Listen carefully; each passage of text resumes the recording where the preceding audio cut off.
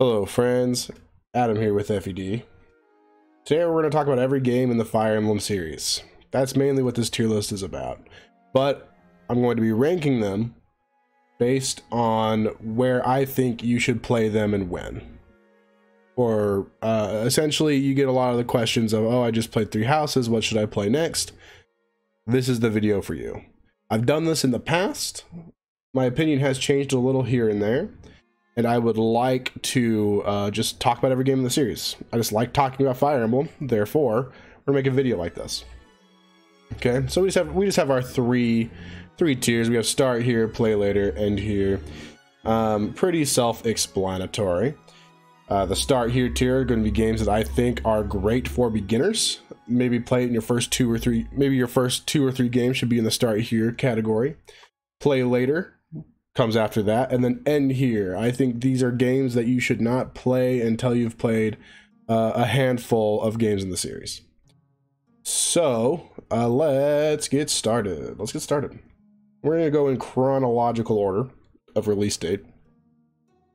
First we have Fire Emblem Shadow Dragon and the Blade of Light, which you may think should go and start here because, you know, it's the first game in the series, but as far as I'm concerned, it's a play later. Just because it's not the most inviting experience. It's pretty antiquated, you know, it's old, and it doesn't feel great to play. It just doesn't, and that's fine. It's not a horrible thing. I think putting it in play later is pretty fair. There's not a whole lot of ways to play it unless you bought it while it was like a limited release on the Nintendo eShop, which I think most fans did because it was only $5 and it's a cool piece of history. But if you didn't, then I guess you'll have to emulate it to play it in English. But otherwise, I don't know, maybe you might be able to find some download code for it online somewhere. It'd probably be really expensive though, someone's selling it for more than it should be. Because again, it was only $5 to begin with. So yeah, I think it's a play later for sure. Alright, Fire Emblem Gaiden is also a play later. I'm tempted to put it in end here, just because I don't think it's worth playing, I'll be honest. I think Gaiden is one of the few games in the series that I would say maybe just skip out on entirely. It has some funny quirks that are interesting to take advantage of in a playthrough. So I'll put it in end here, I guess, but I wouldn't, not because it's difficult, not because it's like a super challenging experience, but just because it is not necessary. I don't think it is a fun playthrough compared to other games that you could play. So definitely play a lot of other stuff before you play Gaiden, if you ever do play Gaiden. Like really, I almost made another tier just for Gaiden that says don't waste your time, because it really isn't worth it now that we have the remake. All right, Mystery of the Emblem, FE3. FE3, I was tempted to put it into start here because I think it is a really good game, a really good experience to start with. Especially since it gives you book 1 to play, so you have book 1 and book 2, so you have it's basically a remake of the first game and then a whole sequel to it as well, which is really cool. It's a lot to play, but there isn't an official English translation of it, which is kind of a pain. That's not a huge drawback, I guess, if you're willing to emulate, because the translation that we do have of it is pretty good, the fan translation. But ultimately, I think I'm going to put it in play later. I don't think it really matters which one you play first here between FE1 and FE3. They're both okay experiences, but I wouldn't start with them. I think that's kind of gonna be my thought from all the Japanese titles. They're not really worth starting. You're like starting your experience with the series, or even in the first couple of games you play. I would definitely play some other stuff first. So with that said, I think Genealogy is a play later, and I think Thracia is like bottom of play later, top of end here. I could see it going either way. I'm going to put it in end here though, mainly because you don't need to, but you should play Genealogy of the Holy War before you play Thracia 776, because it is like it's like a mid-cool sequel, whatever you want to call it. But the stories are tied together, and you should play Genealogy first for sure. So I'm gonna put it in end here. You could play it sooner because I think Thracia honestly plays really well. People say it's a rough blind playthrough, and you know it's pretty difficult, but the game gives you a lot of tools, and if you're willing to take advantage of them, it's a lot simpler. It's a lot simpler. And it gives you all the characters that you really would need pretty easily. Like, there's some weird recruitments in older Fire Emblem games, and Thracia has some of the weirdest and hardest to do, and one of them is the absolute hardest and worst to do. Then there's some other ones that you may not pull off on your first playthrough. That those characters are pretty good, but I think it, you know, gives you characters like Safi, no matter what. Your core group that you get with like Orson, or sorry, O'Shane, however you say his name, Finn, like Asbel, all those characters. I mean, I guess you might not even get Asbel. He's missable on a first playthrough. But yeah, you get a core group that's pretty good, and like you don't need all the characters that you could recruit. So that's like why I say you could put it in play later, because I don't think it's as difficult as people say. It'll take some trial and error, but I'll put it in end here, I guess. All right, Binding Blade FE6. This is another one that doesn't have an official translation, so Japanese only. I'm tempted to put it in start here, but I think it is a, I think it's like a bottom of start here, top of play later. It rides the line for me between start here and play later, because really it's a pretty welcoming game for newcomers. It's not too difficult. It kind of tones back some of the craziness that was going on in Thracia and in Genealogy, but still pretty difficult. It's still pretty difficult. I wouldn't recommend it as a first game for sure. So I'm gonna put it in play later. Maybe I'll move it up to start here, but we'll see. All right, Blazing Sword or Blazing Blade or just FE7 or just Fire Emblem outside of Japan is incredibly good to start with. Simple game. It's easy, like as far as Fire Emblem goes, as far as strategy games goes. It's pretty forgiving. There's still permadeath, but outside of that, it's pretty forgiving. Especially, you know, it has Lin mode, which is a whole tutorial, and then Elowood normal mode is a very welcoming experience, to say the least. So yeah, it's a good place to start. I don't think anyone disagrees with that.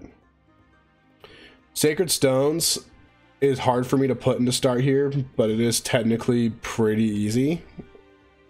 Has unlimited grinding and stuff. If you like Awakening, and if you like unlimited grinding and like Awakening and stuff like that, and that's your kind of thing, then Sacred Stones might be for you. But if you want to get into older games in the series or more classic games in the series, then Sacred Stones is going to kind of lead you astray in how to play Fire Emblem. It doesn't make you a better player, is what I'm saying. Generally, I don't think. Personally, I think Sacred Stones doesn't make you a better player, especially if you take advantage of the grinding and play on a lower difficulty setting, which you probably are going to if you're starting here.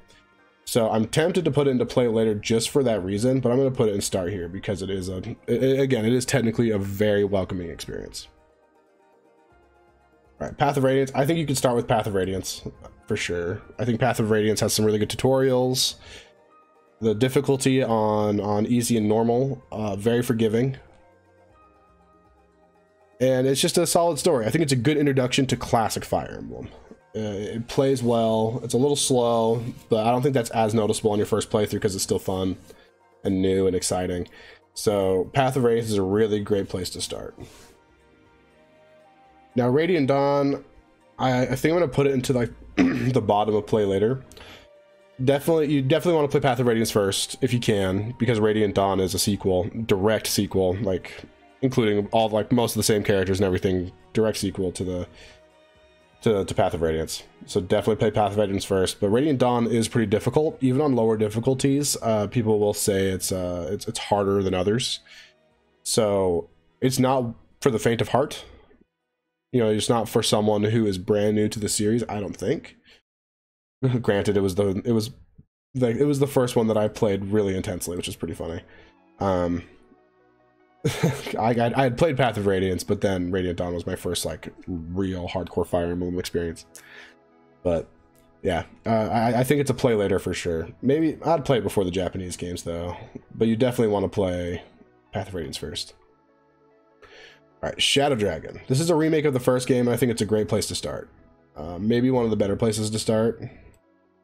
I like that it gives you like the history of the series. You know, you get to see Marth and his story, which it's well translated, and then you have a fairly, I hate calling these games easy, because strategy games just inherently aren't easy for many people. So I don't want to like be condescending in that way, but it does have a lower difficulty level than a lot of other games, especially if you play on normal, which gives you a full prologue to train your units that it normally doesn't have, and it also teaches you how to play really well. It's really simply laid out for you. And then there's reclassing and stuff, which if you're into that, this is where it started in Shadow Dragon. So I think it's a solid place to start. All right, New Mystery of the Emblem, which is a remake of FE3 Book 2. I think I'm going to put it in end here. I don't think there's any reason to play this before you play other stuff. It's one of my favorite games in the series at this point for its like strategic depth on the higher difficulties. I honestly don't have much, if any, experience on anything on lower difficulties. So I don't have a great opinion one way or the other. I don't really know if it's a great place to start. It definitely isn't, because it's a sequel to Shadow Dragon. You want to play Shadow Dragon first. At the very least, it goes and play later. But I think New Mystery is a game you want to save for later, when you're more comfortable with just Fire Emblem mechanics in general. Awakening, I don't think anyone will fight me putting it in start here. Has a similar issue to Sacred Stones, where if you want to get into classic Fire Emblem, you know, games like Path of Radiance, FE7, Binding Blade, Thracia, Awakening's not really going to help you get better to do that. It's just a totally different kind of game. Similar to Sacred Stones that way. But it's still a very welcoming experience, very good for newcomers. So, especially coming off of something like Three Houses, I think Awakening is a good place to go next. Now, Fates. Fire Emblem Fates. I don't know, man. I'm just gonna rate them all together, I think, because to me they're all pretty similar as far as like difficulty and stuff. No, they're not. I don't know. Like Conquest is really fun. It's probably my favorite of the three. I would say it's definitely a play later, and like I'm gonna put Birthright and Revelation in like end here, because I don't feel like they're worth playing until you like don't have anything else to play or something like that, you know. I think the other games in the series are just worth playing before this, so it's less of a difficulty thing, because Birthright and Revelation and Conquest, they have like casual Phoenix mode or whatever, and basically make it so you can't lose if you want to. So it can be as easy as it possibly can get if you want it to be. But I don't think it makes you a better player, and I don't think it'll like train you to be ready to play games like Radiant Dawn or Binding Blade. Which again isn't, I don't know, that's not the end all be all being able to play like hard games or whatever. But it's something that I personally hold high as a standard. So yeah, I'm just gonna put them end here just because I don't think they're as worth playing. All right, Fire Emblem Echoes: Shadows of Valencia. This is a remake of FE2, which is this is the reason FE2 or Fire Emblem Gaiden isn't in play later, because this game is incredible and there's no reason to play Gaiden anymore. Like really, the only reason to play Gaiden is for like history, you know, like historical purposes. There's really no reason to go back to Gaiden since Echoes exists. Really well translated, really well presented. It's just a really pretty game, and the gameplay is solid enough. I like the characters, and normal mode is pretty forgiving. There's also Milla's Turn Wheel, which acts as Divine Pulse from Three Houses. Very welcoming to beginners. I think this is a great place to start. I think it is also a pretty good mix of like old school and new school Fire Emblem. I mean, there's endless grinding, but level ups don't do a whole lot, so the endless grinding doesn't matter as much, because leveling up in Echoes is like, oh, you got a point of luck and a point of skill. Like that's that's like considered a good level up because you got 2 stats, you know. So unless you're Alm or Celica or something, or like Cliff. So I think this is a great place to start personally. It might be one of my favorite places to start in the series. And then Three Houses, I don't think anyone will disagree. Just it's a fine place to start. And most of the people here on that watch my channel, that's where you did start. So I think it has a similar issue, not issue, but similar like feel to like Awakening and Sacred Stones, where that like there can be endless grinding. But I don't know if you play it on. I feel like Three Houses hard mode is like a really great introduction to the series, personally. And Three Houses hard mode is a great way to start playing Fire Emblem. Maybe that's just me though. Let me know in the comments what you guys think. These are just my opinions.